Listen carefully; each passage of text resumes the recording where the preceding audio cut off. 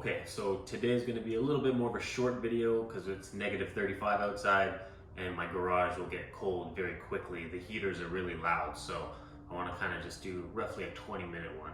We're going to start with our ankles. So what we're looking to do here is more of like ankle rotations, except very, very slow. So if it's comfortable, you can just sit with your feet out in front of you and you can rotate your ankle as best you can on your floor. If you're mobile enough, I would prefer you actually bring one of the legs up, put them in a little bit of a chokehold here, and we're gonna do slow circles. We're just gonna do 3.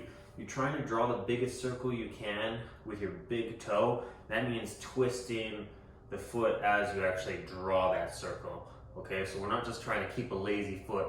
We're trying to bend them up and down, but also side to side and diagonally, that whole plane. Okay, so we're gonna do 3 together. So I'm gonna start pulling my toes back. So I'm reaching that big toe back, pulling the ankle back, and I'm also trying to pull my baby toe, which is the hardest part for me. As I start this rotation, it actually requires a lot of focus to do your biggest possible circle. And as I reach the top here again, I pull those toes back. I'm actually moving faster than I want to right now, so I'm gonna try to slow this down. It needs to be a very slow circle as you work around the joint. You should almost feel like there's choppy pieces in the circle, like pieces that it doesn't control quite as nicely as some areas. Those challenging parts are the one we're trying to make smooth in motion. So pull the toes back, start your circle. See, that dropped really fast. My left ankle is worse. Slow. This is still pretty quick for me. It's hard to do it like very, very slow. And anything that you don't feel like you have control in, the joint might bounce in or out of it. You're just trying to get your best, smoothest circle.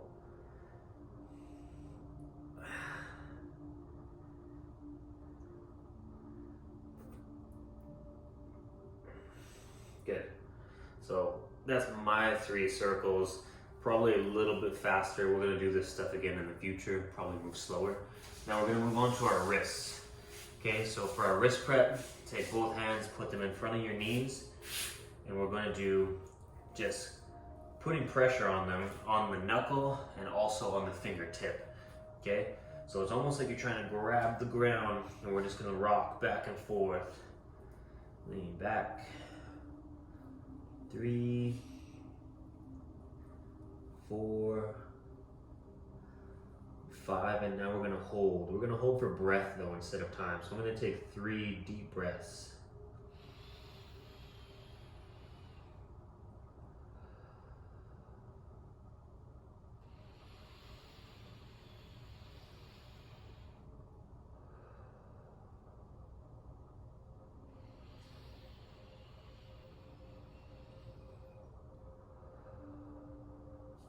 And we're gonna move back and forth again, just 3 times. Those big breaths you're taking, I want you to try to inhale and exhale through the nose and try to take the breath into your belly. Now we're gonna take our hands the opposite direction, so now we're putting the back of our fist down. Same idea, we want to still have pressure into the fingers and knuckles, so the fingers are actually bending the opposite way now into extension. You'll notice that actually lights up a little bit of an extra stretch down the forearm. So your fingers are pressing against the ground even though you're upside down here. I'm gonna rock 3 times. And then big breath 3 times.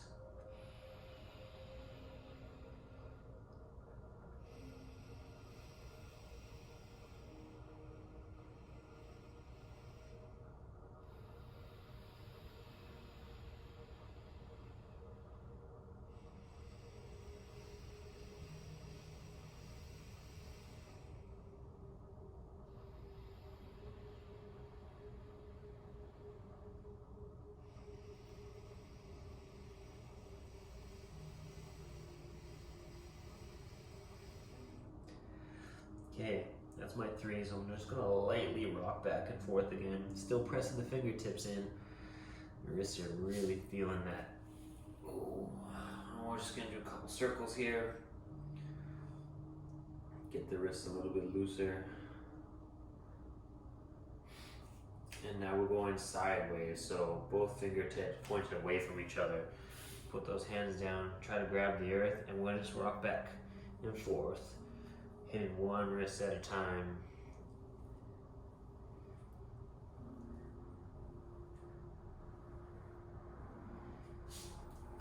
Okay, take them off, a couple circles again.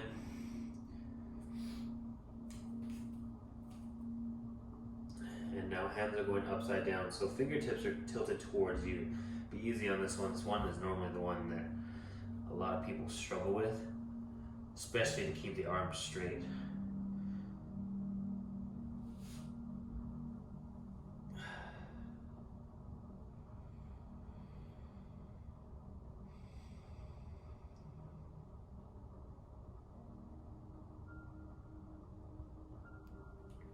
Good, take the wrists off. This time we're gonna lace your fingers together. So fingers come together here, and you're gonna do little circles like that, moving slow.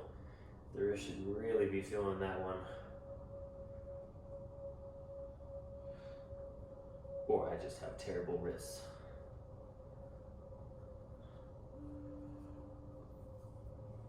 Try going the opposite direction.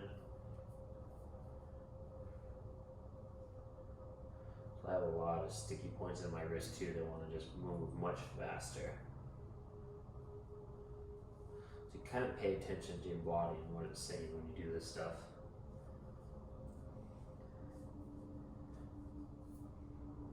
Good. Okay, so we're going to do a couple stuff for the shoulder and hip quick, and then we might finish off with a pancake here. So this stretch here is one that I'll be utilizing much more frequently with clients soon, so this would be a good one to pay attention to.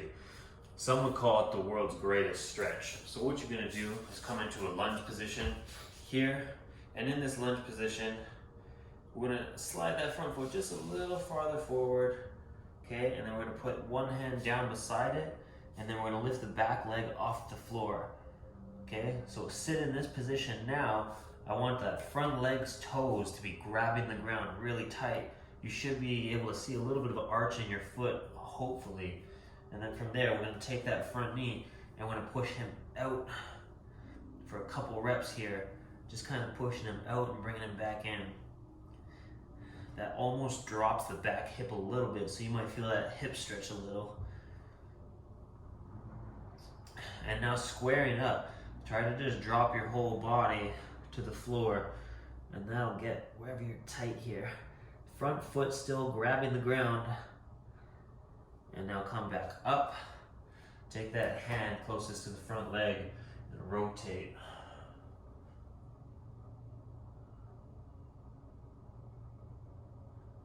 Okay, come back down, drop the back knee, and from here we're going to do some hamstring pulses.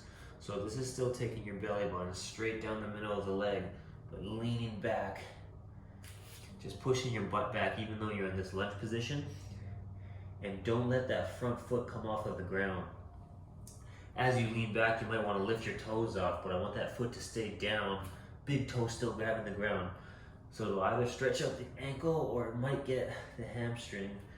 We're gonna do 2 more.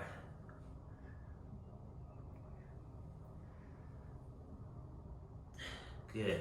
Slide back to all fours now. And switch legs. In this position, create that tripod. So you're kind of in a triple point. And we're going to take that front knee, push him out, pull him back in. Don't let that foot rotate. Keep the foot grabbing the ground. And now drop your body weight into it.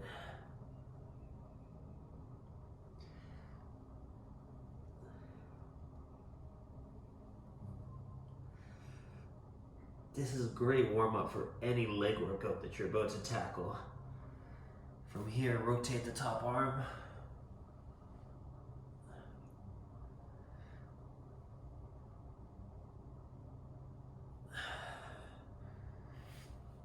pull that leg back. Oh, sorry, bring him back. We're gonna go into our lunge pulse. Pulsing the hamstring, so keeping the foot grabbing the ground. My right side definitely feels tighter today.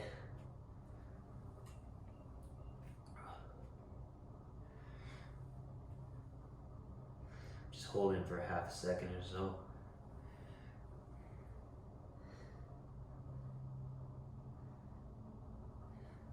Good. Now we're going to move into a cat-cow. So cat-cow come in here. What we're really going to try to gain though is control of the low back and then slowly move up. So for those of you who've done a Jefferson curl with me, it's a slow rounding of the spine, feeling every vertebrae bend. We're going to try to do that here, but initiating the tailbone, which can be valuable while you're doing squats or deadlifts to find neutral spine, because hips will move like anterior or posterior. You need to be able to find and maintain neutral while you're moving. So cat-cow here, finding a little bit of a neutral position, and from here we're going to tuck into extension, rounding from the tailbone first. We're starting to move now. Tailbone, that low back now, pushing rib cage down, getting into thoracic spine, and then head. So pushing your belly button down, opening up the ribs.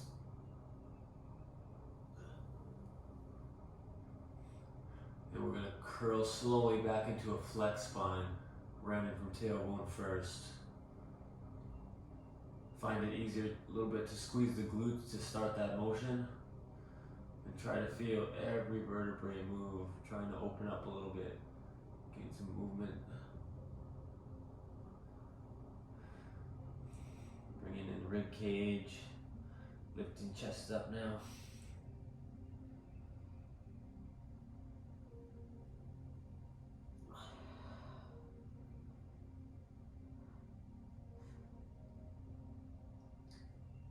And this will be the last one, moving down through the tailbone.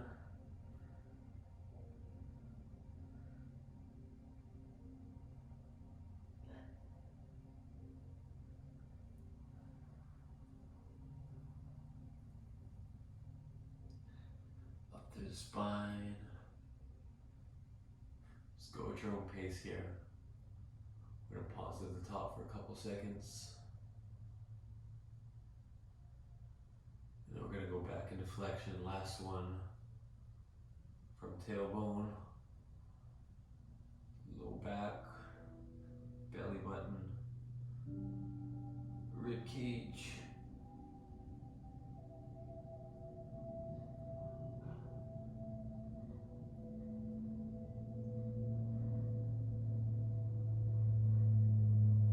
Good, go back to neutral. Staying on all fours now. We're going to hit some lat stretches. Just taking one hand, slide it out in front of you. We're going to pulse down, pushing that armpit to the floor 3 times. We're going to take 3 big breaths.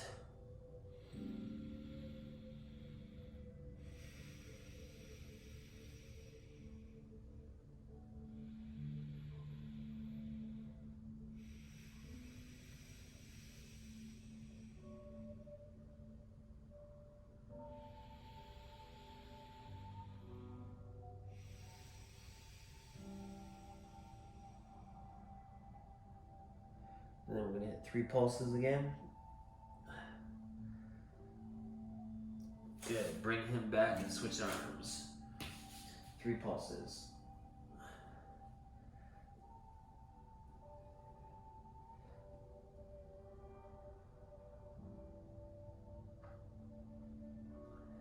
Three breaths.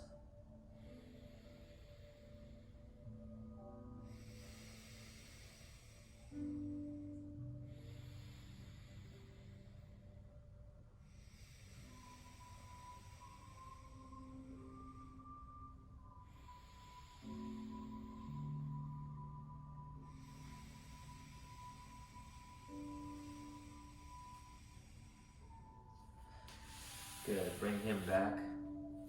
Now we're going to slide around to our last stretch for tonight.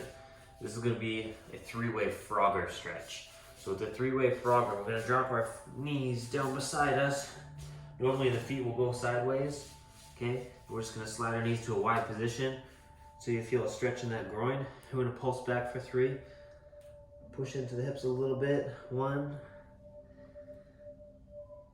2,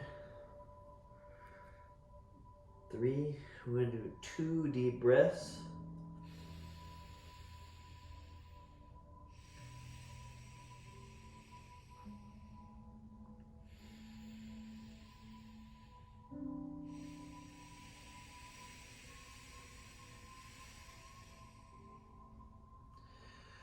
Now, come back to neutral. Slide one leg out, but we need that foot to be active, so it's not like a rolled ankle or a lazy foot. Those big toes gotta be grabbing the ground and you gotta feel him. So once you have your active foot, get your big toe grabbing that ground. We're gonna sit back and pulse back now. Here, sitting back, pushing into the hip. Should feel that in the groin or the hamstring. You're gonna hit that for 3 pulses. As you pulse back, don't let that ankle roll. We're gonna hold back here for 2 deep breaths.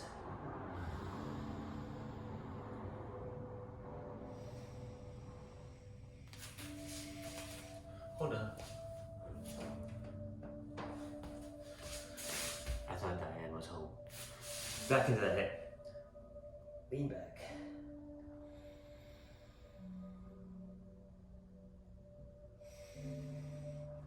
Okay, now bring that leg back into that Frogger.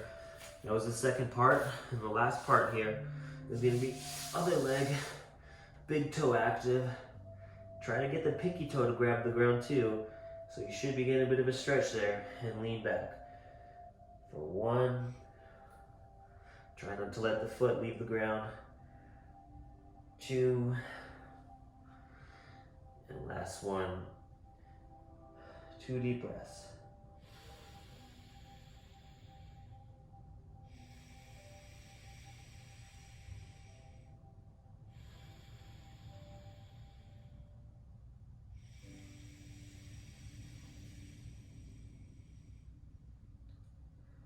Good, come out, reset your Frogger. And that's all we're gonna do for today, guys. If you wanna do a little bit extra, you can probably run this video twice and do it for 2 rounds, and then that'll kind of give you what you need. For now, we'll see you guys later.